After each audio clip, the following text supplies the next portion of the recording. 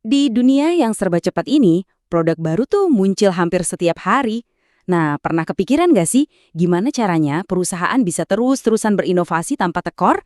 Jawabannya ada di sebuah strategi biaya yang canggih banget, namanya target costing. Yuk kita bedah bareng-bareng cara kerjanya. Oke, ini dia peta perjalanan kita. Kita akan mulai dari kenapa strategi ini jadi penting banget sekarang. Terus kita kenalan sama konsep intinya, kita urai 4 tahapannya satu persatu, dan kita lihat langsung contohnya pakai studi kasus TV. Terakhir, kita bakal bahas gimana kalau targetnya meleset. Jadi kenapa sih kita harus repot-repot ngomongin target costing?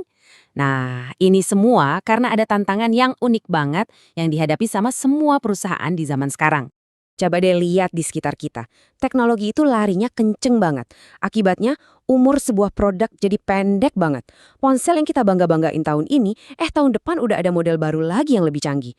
Siklus yang makin cepat ini ngasih tekanan yang luar biasa loh buat perusahaan. Nah, ini dia pertanyaan kuncinya. Kalau perusahaan harus terus keluar duit buat riset dan pengembangan produk baru, gimana caranya mereka bisa mastiin setiap produk baru itu bukan cuma keren, tapi juga cuan? Untuk bisa menjawab pertanyaan tadi, kita perlu paham dua konsep inti dalam manajemen biaya modern, dan keduanya ini saling berkaitan erat. Inilah dia jagoan kita, target costing. Ini bukan sekedar ngitung biaya setelah produknya jadi ya, bukan. Ini tuh sebuah program proaktif yang dimulai dari nol, bahkan sebelum sketsa produknya ada. Mindsetnya itu dibalik, kita nggak pasrah sama biaya, tapi kita mendesain biaya supaya pas sama target. Revolusioner kan? Dan target costing ini nggak kerja sendirian, dia punya partner setia, namanya life cycle costing. Konsep ini maksa perusahaan buat mikir jangka panjang, jadi yang dihitung itu total biaya produk, dari mulai riset, produksi, biaya operasional pas dipakai konsumen, sampai nanti biaya buangnya gimana. Jadi ada dua kacamata nih buat ngelihat siklus hidup produk. Dari sisi perusahaan ya standar, ada tahap perkenalan, pertumbuhan, jenuh, terus turun penjualannya. Tapi dari kacamata kita sebagai pelanggan, yang penting itu total biaya yang kita keluarin. Harga beli, biaya operasional kayak listrik atau tinta printer, biaya servis, sampai biaya buangnya nanti. Nah, target costing yang bagus itu mempertimbangkan keduanya. Oke, teorinya udah dapat.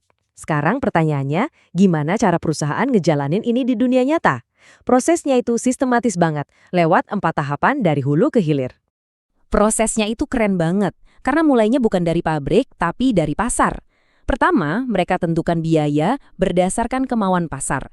Terus, target itu diturunkan ke level produk, dipecah lagi sampai ke baut-bautnya, dan terakhir, semua pemasok diajak mikir bareng. Ini pendekatan dari atas ke bawah yang sangat rapih. Nah, di tahap kedua ini nih, di product level, perang menekan biaya dimulai. Caranya macem-macem. Bisa dengan reverse engineering, alias bongkar produk kompetitor buat nyontek efisiensinya. Atau lewat value analysis, di mana mereka nanya, konsumen beneran butuh fitur ini nggak sih? Sebanding nggak sama biayanya? Dan pastinya, mereka selalu cari cara produksi yang lebih hemat. Oke, teori cukup. Biar nggak ngawang-ngawang, kita langsung masuk ke studi kasus pakai angka ya, biar kebayang. Anggap aja ada sebuah perusahaan mau bikin TV model baru. Langkah paling pertama, mereka riset pasar dulu. Hasilnya, konsumen ternyata mau bayar 5 juta rupiah untuk TV dengan spek yang ditawarkan. Inilah target harga jual. Ingat ya, harga ini ditentukan oleh pasar, bukan kemauan perusahaan. Lanjut, dari harga jual itu, perusahaan kan harus untung dong. Anggaplah mereka menetapkan target laba 20% atau 1 juta rupiah. Nah, hitungannya jadi simpel. Harga jual 5 juta, dikurangi target laba 1 juta, hasilnya 4 juta rupiah. Angka 4 juta ini krusial banget. Inilah yang kita sebut allowable cost, biaya maksimal yang diizinkan pasar. Nah, disinilah tantangan yang muncul. Setelah dihitung-hitung, ternyata biaya produksi mereka sekarang itu 4,5 juta rupiah. Waduh, artinya biaya mereka ketinggian 500.000 dari yang diizinkan pasar. Ada gap yang harus ditutup. Disinilah tim engineering, tim produksi, semuanya putar otak. Lewat berbagai inovasi dan perbaikan proses, mereka berhasil menemukan cara untuk memproduksi TV ini dengan biaya 4,1 juta rupiah. Mungkin belum sempurna, tapi angka ini realistis dan bisa dicapai.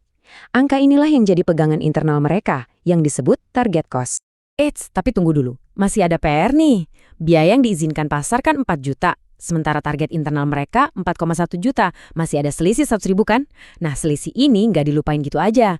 Ini jadi tantangan pengurangan biaya strategis. Semacam pengingat buat tim supaya terus cari cara agar lebih efisien lagi, bahkan setelah produknya rilis. Oke, ini kita sampai ke pertanyaan pamungkas. Gimana kalau setelah jungkir balik, target biayanya tetap aja nggak kecapai? Apa yang harus dilakukan? Disinilah disiplin target costing diuji. Aturannya tuh saklek banget. Aturan utamanya, biaya nggak boleh lebih dari target. Kalau nggak tercapai, secara teori, rencana peluncuran produk baru itu harus dibatalkan. Titik. Satu-satunya pengecualian adalah kalau produk itu dianggap produk strategik.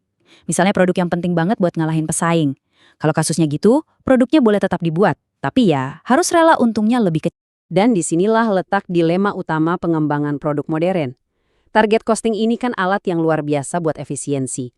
Tapi pertanyaannya adalah, gimana caranya sebuah perusahaan bisa terus menekan biaya sampai ke rupiah terkecil, tapi di saat yang sama tetap punya ruang untuk berinovasi gila-gilaan yang mungkin di awal justru boros?